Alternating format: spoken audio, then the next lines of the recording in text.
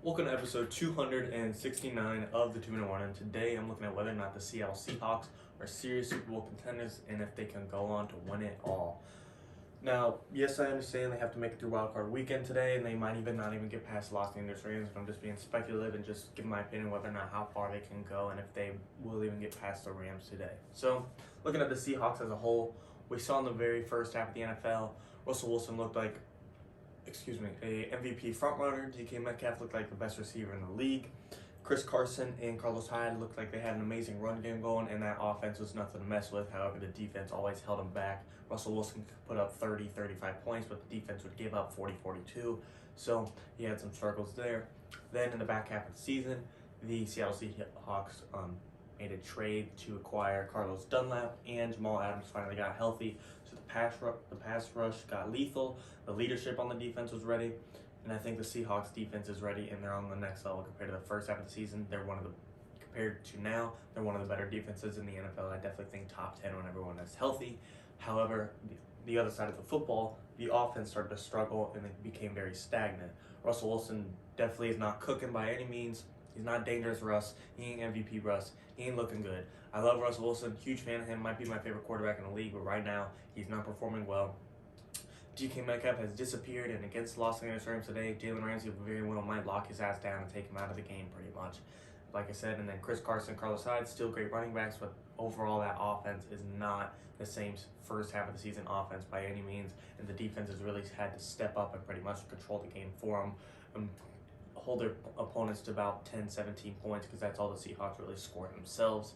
So, to me, if the Seattle Seahawks in the playoffs, which is the time to turn it on and find it all and play your best, can find the first half of their season offense and the second half of their season defense, this is arguably one of the best teams in the NFL and might be the best team in the NFL. However, due to them not being able to do that, being able to be stuck with just a good defense, bad offense, bad defense, or bad both ways, Seattle Seahawks definitely has some struggles, especially facing this Los Angeles Rams defense heading into the wild card weekend. Aaron Donald and Jalen Ramsey are going to be in Russell Wilson's face, going to be down the sideline, taking down DK Metcalf. Russell Wilson's going to really have to rely on his scrambling, rely on Tyler Lockett, and rely on Chris Carson and Carlos Hyde to get that run game going, because we know DK Metcalf is more than likely going to get outmatched by Jalen Ramsey. Not to take anything away from DK Metcalf, but Jalen Ramsey is arguably the best cornerback in the NFL, and I think he can take out any receiver. We've seen him do it before, and I think he'll do it again.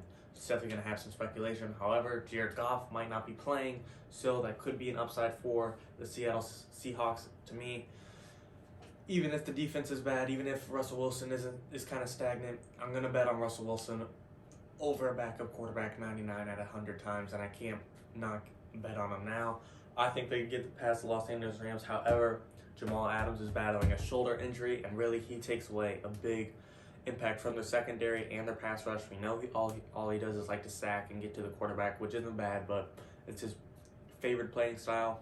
And I think you take him away, the Seattle's defense is completely different. I mean, they traded 2 first-round picks for that safety, so clearly he means a lot to that team and has a huge impact on their defense and just overall presence of the team, the offense and defense. He has a presence on that team that affects their motive, affects their energy for sure. So if he's out, whole different ball game. They're very, game time decisions about him and Jared Goff on the Rams side, so it's going to be interesting to see. So my overall thesis is if they can find that first half of the season where Russell Wilson looks like the MVP of the league and DK Metcalf looks like the best receiver in the league, Chris Carson and Carlos Hyde can't be stopped, one of the best backfield duos in the NFL. And then on the defense, Carlos Dunlap and Jamal Adams control that entire defense, accompanied by Bobby Wagner, we know one of the best linebackers in the league.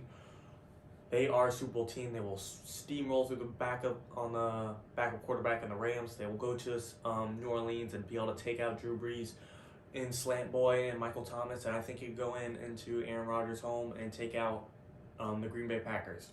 Now, the Green Bay Packers is not something to very, just assume they'll get by them lightly, and neither is the New Orleans Saints by any means, but I do think the biggest threat in the NFC is the Green Bay Packers for sure.